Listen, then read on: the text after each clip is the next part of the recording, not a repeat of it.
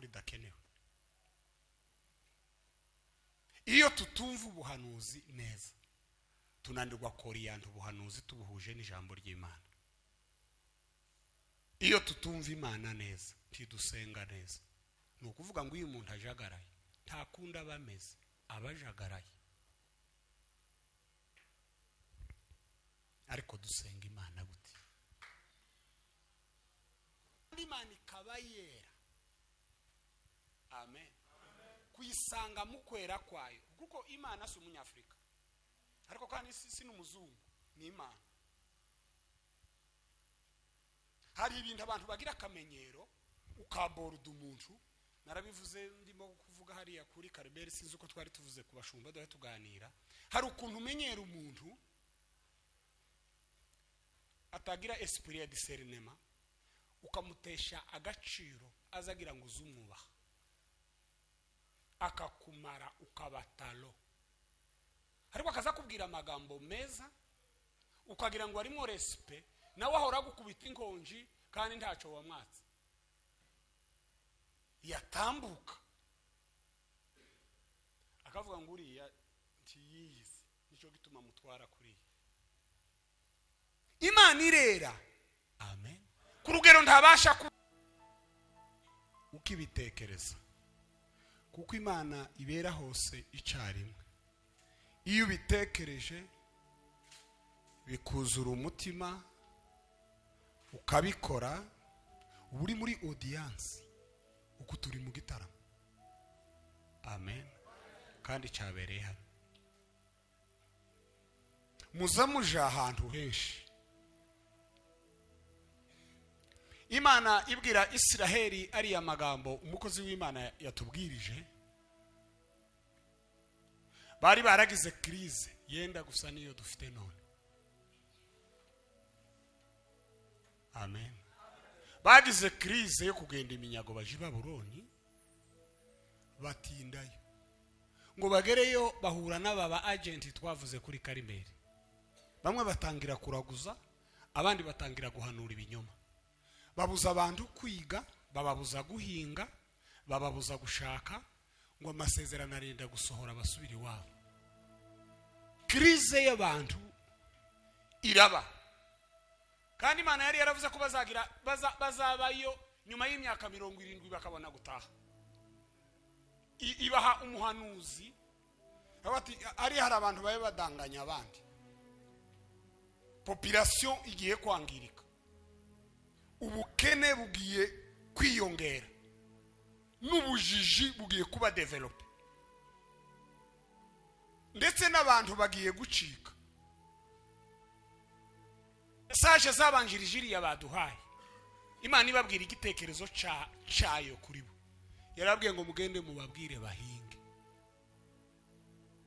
ndetse baza basengera n'igihugu cabajanye ari imbohe, kandi mubabwire bashake, batazohona bagacika bagashira. Muze kubisoma haruguru muri Bibiliya murabibona. Amen. Mureke kwita ku bapfumu babarimo n'abahunuzi b'ibinyoma baje hagera ku 11. Mubanze mukora ibyo mbasabye, hanyuma nzizo nibwira nzabagirira. Igihe nikigera nasezeranyije, amasezerano azabagereho, mutarabaye incike, ubukene butarabangije, ubujiji butarabototeye, mubeho nk'abashitsi yo muja, mutibaga ibisezerano. Ibyo nibwira nzabagirira, si bibi n'amahoro. Amen. Ariko bari barahuye na crise y'abantu ikomeye. Hariho challenge.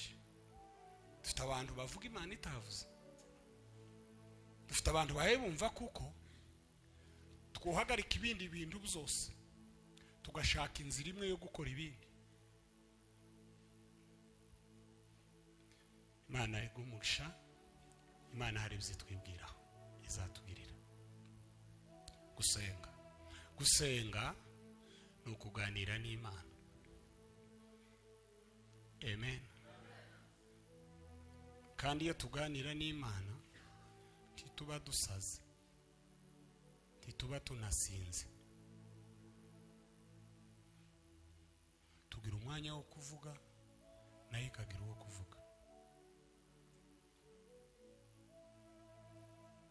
Ariko se iyo duteranye tuganira n'Imana cyangwa turasakuza cyangwa turivugisha?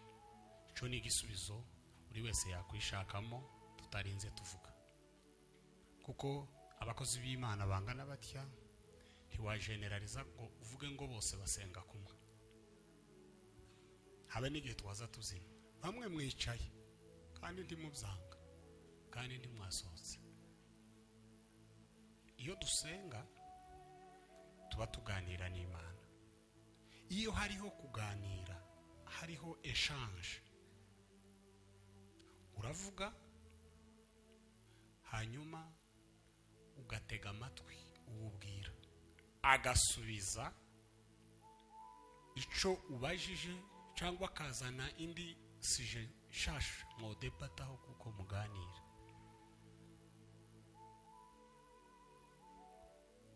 Iyo tugiye kubonana n'abayobozi abantu runaka dushakaho service mu isi, haba mu Burundi cyangwa ahandi, iyo ugiye muri biro y'umuntu ushaka ko muganira uri umunyabwenge, amen, si wowe wo kwica amasaha, ari wowe umushaka. Wagize amahirwe akaguha randevu akayipresiza, tiyo kubwira ngo uhagere saa 4 Muyomba ngo uvuge ngo nta kibazo, ngo aziko nta gitoro ngo ndagerayo saa 5, tiwo hamusanga. Kandi imuhira ntuba wahagumye, niyo ugiye uba wageze yari kuzo ushaka ntabwo wabonye, nubwo utohishuka wo wasize wo kwigaye. Kandi umuhamagaye akakubwira ngo ntubwira gahunda, ubaye utazi kwihangana worakara, ariko bagufotoye nubwo ntashusha bakweretse ko bakubwiye uko umeze. Umuntu akubwiye ngo ntubwira gahunda uzuyica, abakubwiye ngo dore uko umeze.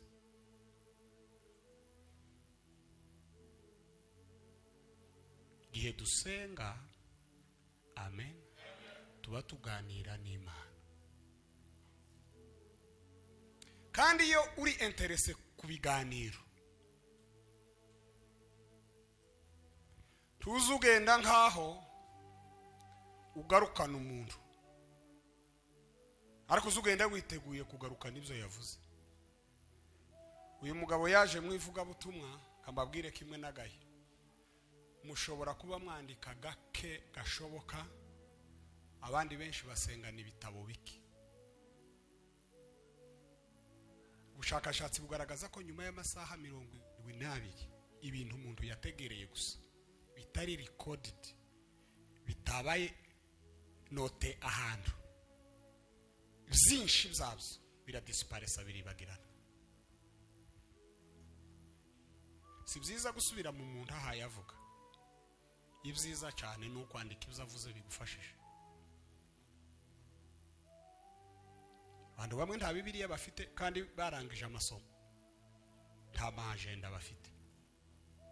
Bivuze ko umuntu yovuga cyane mbavuze kamurya, ariko agasiga makuru make, kuko nimba udashoboye ikaramu bando sizo zoroshe.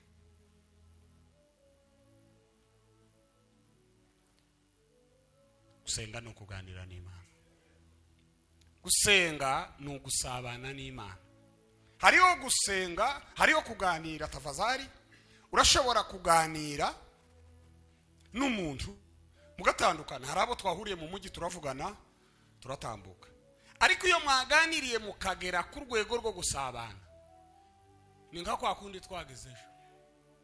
Muzamuganira mwaruwa mukitumirira ico mufata, timunywe gusa mugakora n'ibindi, muba mwasabanye. Nukuvuga ngo iyo dutindanye n'Imana, amen, yabivuze ariko mu yindi vocabulaire, twatindanye n'Imana tuganira amen. Tiyo twima kubyigira.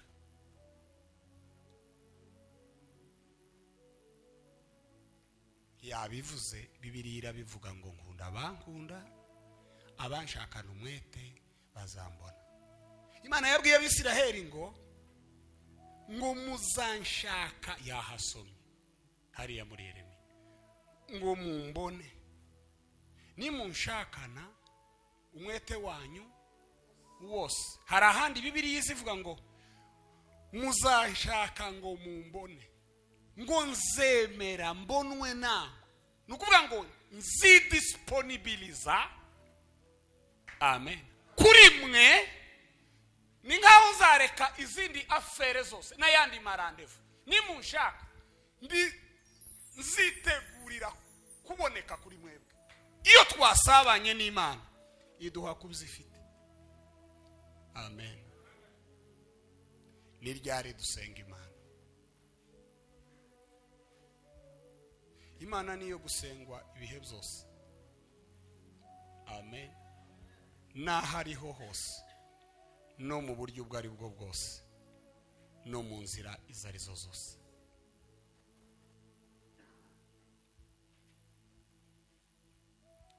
Hari igihe umuntu ataba afite abo baganira akivugisha, ariko kandi adakoresheje umubiri ibimenyetso.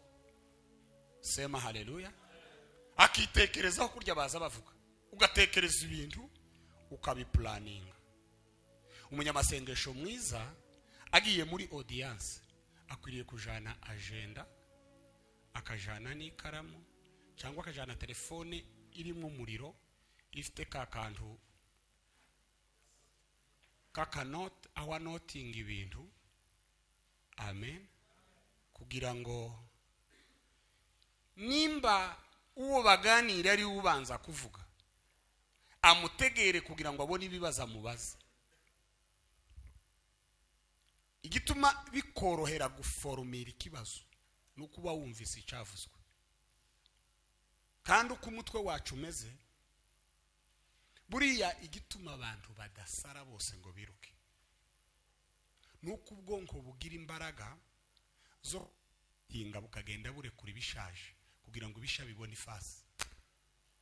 Igituma tugumana byinshi ariko ntitwiruke ku musozi nuko tugira archive, aho twandika, aho tubika. Kuko wumvishije ibintu byose ukavuga ntuceceke,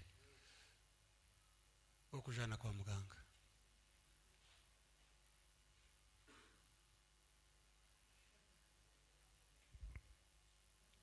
Nico gituma kwandika ari ngombwa.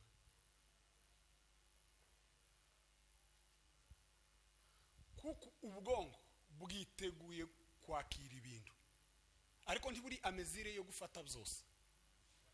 Ariko kandi ubwonko n'umutima biragutse ku buryo ibyo bukeneye byose bushobora kubihunika n'ahandi, haba mu mpapuro, haba mu ma electronique, kugira ngo umuntu yejeje cyane akagira umusaruro mwinshi, yo kodesha na sale yo gusaruriramo iwiwe habaye hatoya.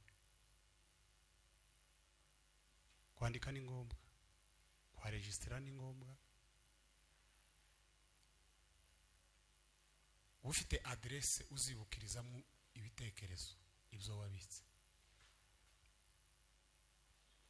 Iyo umuntu agiye gusenga akwiriye kwitegura ko Imana yovuga, ariko n'abantu bakavuga, n'abatwaye imodoka bagakwita amahoni, n'impanuka zikaba mu muhanda, na ambutiyage, n'amashanyarazi akagenda.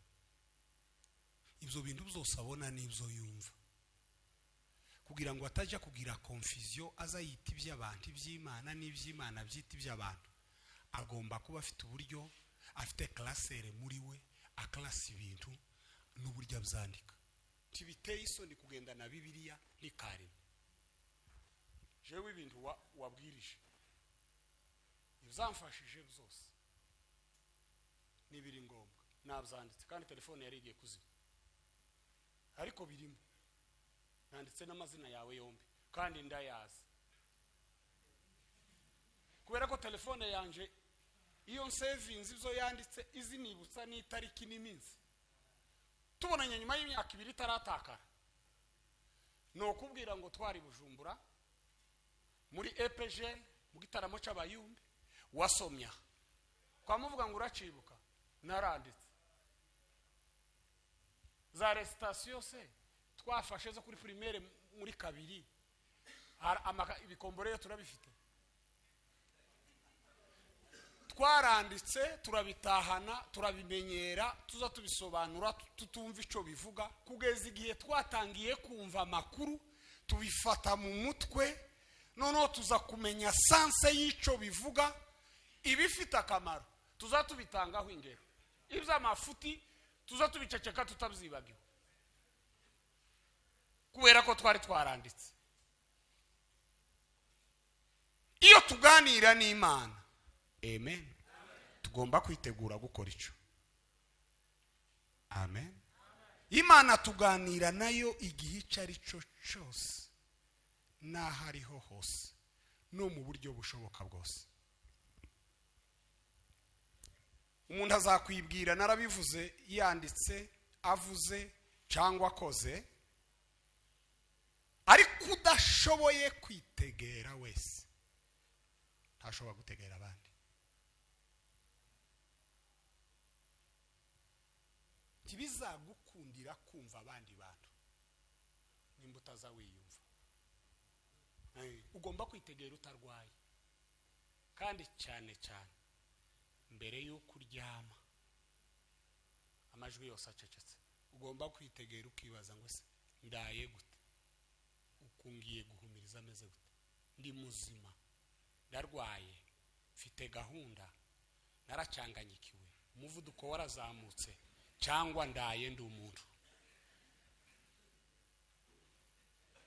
Wazuka utarakora dushe ibitotsi bishize ukihungura mu maso ukavuga ko bukeye ukumzutse nde, fite icyerekezo. Igisubizo cico ciyumviro kiroroshe kuko mbere yo kuryama uba wabitekereje. Iyo udakora ibyo ntuzawumva abandi. Hari igihe uzuseka bo bacecetse cyangwa ukarira abahe bazamura amaboko kuko nawe ntiwifite, turi wenyine.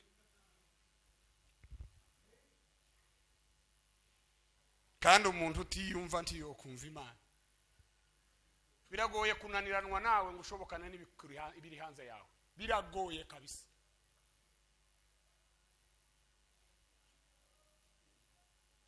Iyo wananiranywe nawe abandi urababa.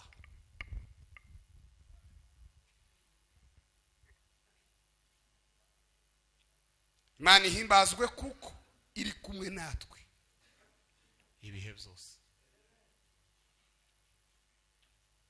Gusenga ni ibihe byose no mu buryo bwose. Imana yiteguye gusengwa. Amen. Itinginza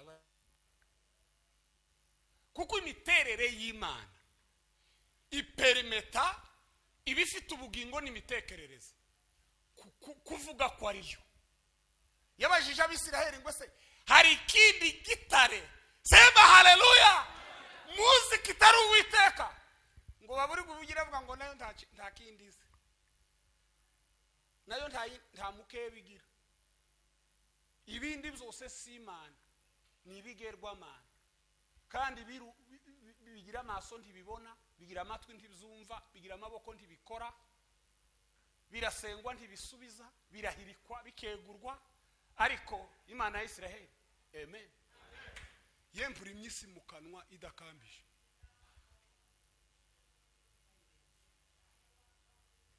Iriyumvira ngo isi nibeho yamimera tiyasubira kwishaganya. Kuri Imana yaravuze ngo Tanganyika ibeho. Yovuga ngo iriya mira biceceke, mwovuga ngo aha haba Gatanganyika. Ibiriho byose bibasha kumva Imana kandi ibyo yaremye byose irabizi. Ariko Imana ingana gutyo iza yumva umuntu wabyawe n'umugore wagahonja nka ale w'umutwe munini nkabitaho. Imana ikamwumva. Naringize umwanya ndahemba reba mu Imana icubahira kuko namwe muri hano. Amen. Imana ni data wa twese. Iyo umuntu atayumva neza azagira ngo yoyitahana iwabo abandi bakayirara. Iyo utazawumva Imana neza uzugira ngo woza ufite nk'agasakame cyangwa agaportemone ukayicarana uri wenyine abandi bagahebura ugahagurukana confidence kandi ntawe waremye wenyine. Hariho ababyibushunanutse, hariho bagira ifaranga ntazugira kandi ariyo yazibahaye kubera kutayimenya ukajibanirwa ukagira ngo woyitahana tugahebura. Si yanyu ni data wa twese. Tugomba kuyisenga amen mu buryo bwiza. Ni gute dusenga Imana?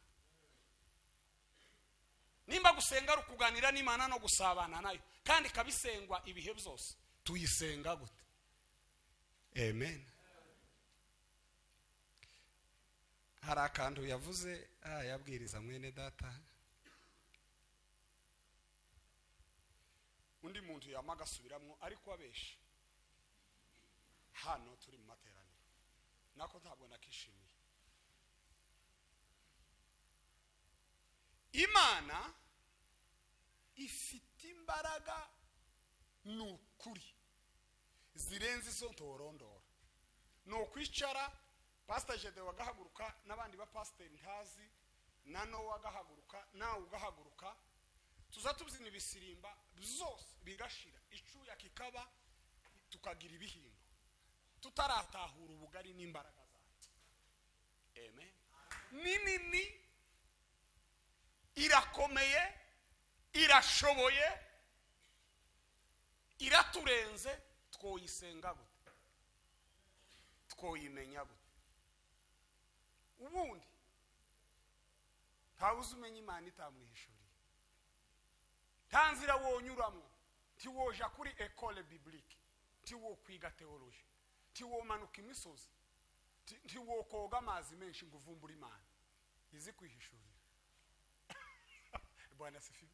Iyi Imana itakwihishuriye uzusakuriza abantu ukaza nambutiyaje ukagira akavuyo ukavuga ko ishoboye byose warananiwe byose kubera kutayizera. Bunyine hariho conflit ya generation, hariho intambara y'ibitekerezo.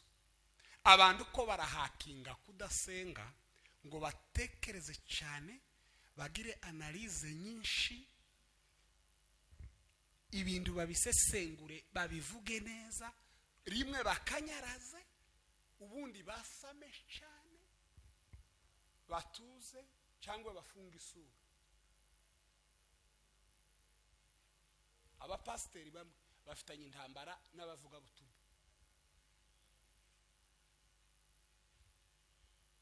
Hari abafite ubwoba yuko nibareka abafite ibyo bumva bakabivuga neza ngo bazabatsimbura. Apana mu Mana ngo kuba pasiteri. Iryo tsinda rirahari. Akamatotora akaburirwa uburyo nguriya naguma kuvuga abantu bazomwumva abajana. Mu ijuru, ikuzimu, mu kiyaga hehe. Agafunga imiryango. Urubyiruko narwo rukagira complexe de superiorité, ntibasenge cyane, bagasakuza cyane, bakaza n'ubwenge n'ibindi, bagafonda ibidahari, bagumuka. Abapasiteri bakagongana bakeneye amaturo.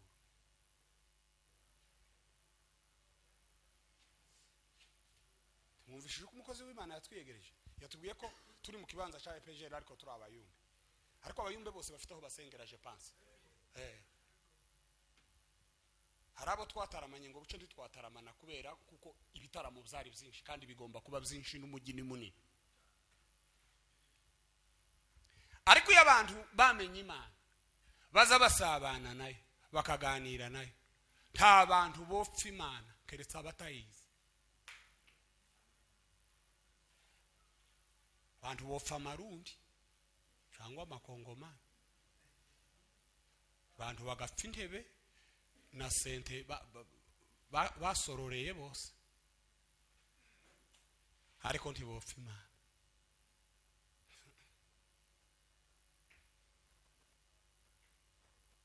iyo tutumva ivuga butumwa neza dushaka kurivugiraho ridakenewe. Iyo tutumva ubuhanuzi neza tunanirwa koriyanta ubuhanuzi tubuhuje n'ijambo ry'Imana. Iyo tutumva Imana neza ntidusenga neza. Ni ukuvuga ngo iyo umuntu ajagaraye ntakunda bameze abajagaraye. Ariko dusenga Imana gute? Kanihute wenda tuze kubona umwanya wo gusenga. Hari uburyo dusenga Imana ikumva. Hari n'uburyo twofata umwanya munini dutekereza gusenga cyangwa tuvuga ngo ko turasenga Imana ntitwumve.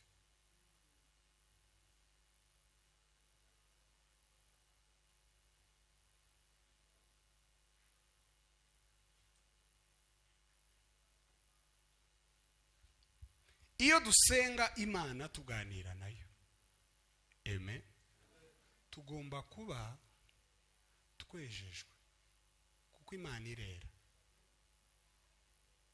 Bibiliya iravuga ngo nkuko yabahamagaye ari yera, uko namwe ngo bari ko mubabera mu ngeso zanyu zose. Umusore ufite imbaraga uzibushe wambara imyenda ihenze uberwa, cyangwa muto muto warangije kaminuza ufite amakosa iwabo, utazi kubana n'abantu, ukunda guterana kenshi ariko udahinduka mu buzima, ibyo yokora byose mu materaniro avuga ko asenga ntaba arimo gusenga neza mu gihe atejejwe.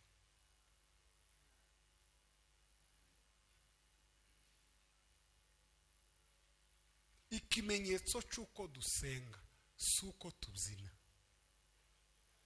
Ikimenyetso cy'uko dusenga ni uko ubusabane bwacu n'Imana bubyara umusaruro.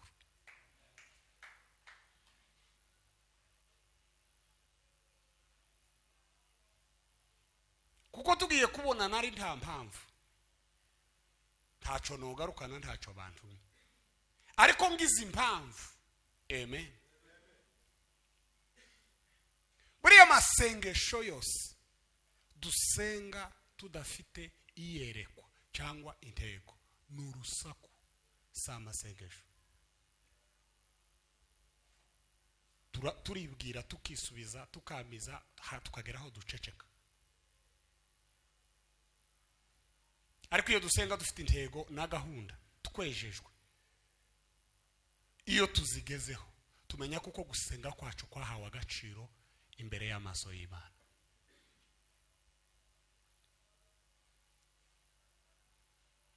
Nukuvuga ngo dukwiriye gusenga twihanye, kandi dufite impamvu nyinshi zo kuza imbere y'Imana twihanye, kuko turi mu isi igoye yuzuye ibicumuro, irimo gukiranirwa, tugeraho ducumura tutabigambiriye, ariko duhuye na system iri mu isi.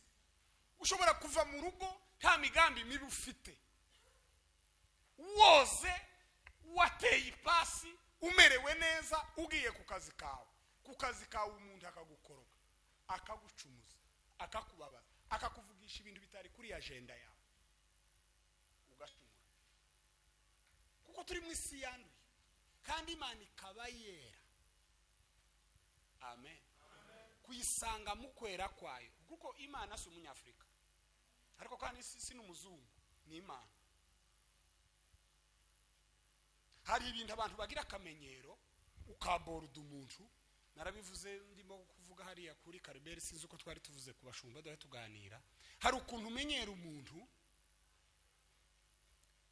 atagira esprit ya discernement, ukamutesha agaciro azagira ngo uzumwubaha, akakumara ukabatalo, ariko akaza kubwira amagambo meza ukagira ngo arimo respect, nawe ahora gukubita inkonji kandi ntaco wamwatse, yatambuka akavuga ngo uriya ntiyiyizi, nico gituma mutwara kuri Imana irera, amen. Ku rugero ntabasha kubivuga. Igihe tugiye kuganira nayo, hari urugero watanze duhe tuganira, sirwo ngiye gusubiramo, ariko ibyiciro by'abantu babaho. Amen. N'amaposita n'amagrade abantu babaho. Ugiye ku isoko, ugiye kudiringa n'abacuruzi bafite ibizashara. Amen. Hari ukugenda. Ugiye muri ofisi ya ministre cyangwa ya general, hari ukugenda. Umuntu agenda selo na audience agiyemo. Imana irera kuyaboroda. Amen. Tukayizinira imbere ikaba interese, nuko tuba twejejwe. Tugategera amaboko imbere yayo, nuko abo bari ibiganza byejejwe. Kandi Imana ibyo dusaba niyo ibiduha. Naho Imana ibera data. Isaba ko tubaho twejejwe kandi niyitweza. Bisaba gusa gukubanura imitekerereze. Umuririmbyi yaravuze ngo wogejwe na Yesu, watunganijwe n'amaraso. Amen. Iyo twegera Imana twejejwe,